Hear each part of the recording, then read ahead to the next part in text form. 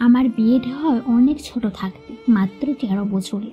যে ছেলের সাথে বিয়ে হয় সে আমাকে বিয়ের আগে থেকেই পছন্দ করত, কিন্তু ছেলেটা ছিল সাইকো, সব কিছু অতিরিক্ত করত। কোনো দোকানদারে যদি আমার কাছ থেকে টাকা নিত, পরে তার বন্ধু আর সে গিয়ে মারধর করত, যা আমার একদম অপছন্দ। সে তার বাবার একমাত্র ছেলে, আর আমিও আমার বাবার একমাত্র মেয়ে। আমার একটা সৎ ভাসুর ছিল, আর আমার শাশুড়ির আগের সংসারে সে ছেলেও আমাকে পছন্দ করত, কিন্তু আমি জানতাম না যে এটা আমার স্বামীর ভাই হয়। পরে আমার মায়ের হাত পায়ে ধরে আমার স্বামী আমাকে বিয়ে করেছে। বিয়ের প্রথম রাতে আমাকে আমার থাপ্পড় ফিরিয়ে দেয় আমাকে দিয়ে। পরে তার সৎ ভাইকে দেখে আমার রূপ কেঁপে ওঠে। তখন আমার ভাসুর কিছু বলে না, কিন্তু পরে যখন আমার স্বামী বের হয়, আমার সে ভাসুর সে আমার মুখ চেপে ধরে বলে, তুই জানতি না আমি তোকে ভালোবাসি, তাহলে আমার ছোট্ট ভাইকে বিয়ে করলিস কেন? আমি অনেক কান্নাকাটি করি। পরে সে বলে, আমার সামনে কখনো শাড়ি পরে আসবি না, গোসলও করবি না। এভাবেই কেটে গেল। আমাকে প্রায় 7-8 মাস একটা ফ্লোরে আটকে রাখে, যেন কারোর সাথে দেখা করতে না পারে। পরে জানতে পারে আমার স্বামী আমাকে বিয়ে করার আগেও 3টা বিয়ে করেছে।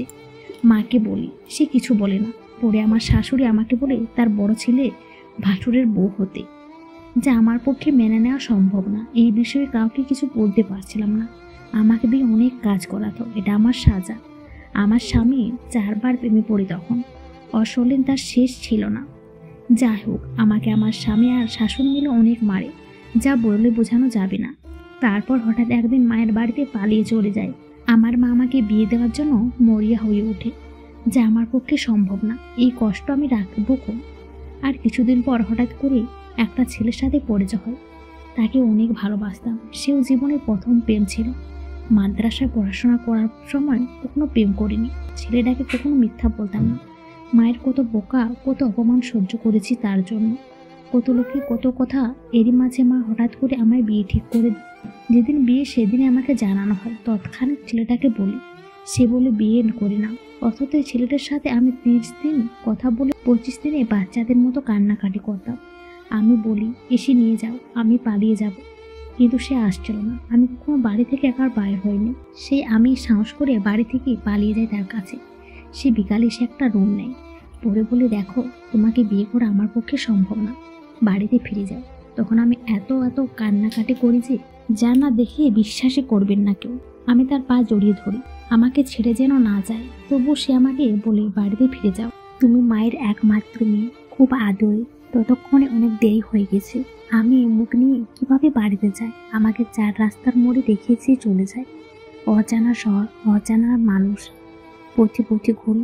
একটা লোকের সাথে পরিচিত হলাম। ভেবেছিলাম সে ভালো। পরে দেখি তিনি আমাকে একটা পতিতালয়ে নিয়ে রেখে আসে।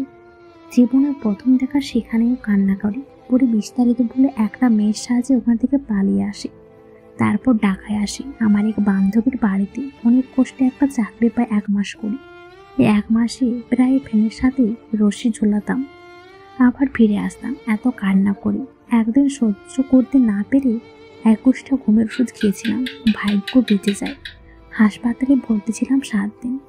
ভাত দেখলে কান্না আসতো। খেতে পারতাম না, ঘুমোতে পারতাম না, হাঁটতে পারতাম না, চোখের পানি শুকোতো না। সবসময় জানালার পাশে বসে কান্না করতাম। পরে জানতে পারি, যাকে এত ভালোবাসতাম সে ছিল বিবাহিত, এবং তার বড় ছেলে ক্লাস 8-এ পড়তো। মা বলেছিল সে মারা গেলে আমি যেন দেখতে না যাই। এখন মাও মারা গেছে, অথচ তার লাশটাও আমাকে দেখতে দেয় না। প্রেমের অপরাধী যে সে কবে ঘর ছেড়েছি, সে ঘরে আর ফেরা হয়নি। খুব যত্ন করে আমাকে ঠকিয়েছে। পরে শুনছি তার নামটাও মিথ্যা ছিল।